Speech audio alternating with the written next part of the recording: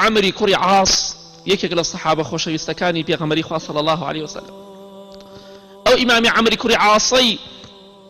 کە پێغەمبەری خوا صلی الله عليه وسلم شایەتی ئیمانی بۆ داوە. أسلم الناس وآمن عمرو بن العاص. أم حديث سلسلة أحاديث صحيح إمام البانيات ورحمة إخوة لبه بيغمر إخوة دفرمي صلى الله عليه وسلم خلقين مسلمان بون تسليم بون بفرمان إخوة مسلم بلام عمري كوري عاص مؤمنة إيماني راستقيني هناوة بلام كاتك دقات السر مرق دس أكابا قريان لسر مرقة بس بزان شوان وصفي مردن مان بؤكا إخوة يقول الرحمن يبكى هر قصة إمام أحمد هم مجاربين أكويتوا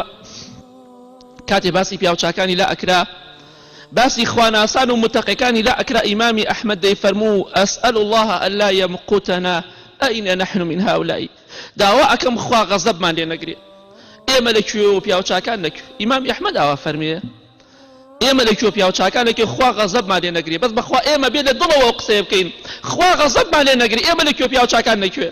إيما لكيو عمري كوري عاص لكيو صحابي بيغمري خويا صلى الله عليه وسلم شايتي إيمان وبهشتي ودراوة بلان بزن شون وصي مردن من بوكات كات إمامي عمري كوري عاص دسي قرب قريان عبد الله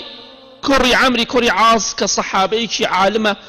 رضا ورحمتي خوالي بفرين باوجان بو أقريت باوجان تو كسيكي عاقلي حز أكم وصفي مردن من بوبكي مردن شونا تعريفي مردن من بوبكا ايش فرمي اي كركم والله مردن الزور لو قورترك من بتوان وصفي بكم بويو الزور لو سخترا نار حترا كمن بتوان وصفي مردن بويو بكم بلا مشتكت بيالي والله سوين بخواي برودقار لكأن على كتفي وعنقي جبل رضوى سوين بخواي پروردگار اي كرة شيرينكم اي كرة جگرگوشكم وازانم شاخي الرضوى كشاخي قال مدينة وازانم شاخي الرضوى لمنو لبانشان ما اولا قرصة شاخي لمن ما شنك السر مرق ومردنا والله او شاخي بي املاني حصارا شاخ بيت اقل خوار رحمن ينكت وازانم شاخي رضوى لما دار راو كراوة ملمة وكراوة بانشانم او عندك قرصة بانشانم ملم اما يك والله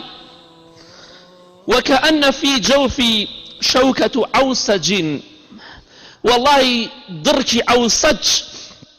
دركي كي زور خرافة والله وازان من ناو قرقموس ناو سكما درك او دركها وكو درك ناو سكما بين ناو قرق ما بين رابك يشريه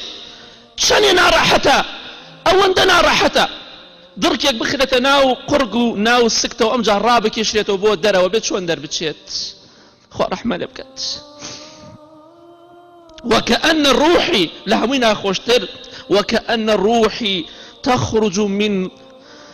ثقب إبرة والله كركم وكو أوايا الروح كم لكنا درزيك ودربكن أو عندنا راحته لكوني درزي والروح كم دربكريا ليك ما منا راحته روحك لكوني درزي ودربكريا زبنا راحتي شيء والله وأزعلم لا كوني درزي وروحك كم دربكريا تدروا إمامي عمرو كوري عاص صحابي خوش ويستي في غمري خوا صلى الله عليه وسلم أو وصفي مردن من بوكا أو مردنيك لبير ما أنت شوتوا أو مردنيك لدواي خطبك لبير ما أنت شوتوا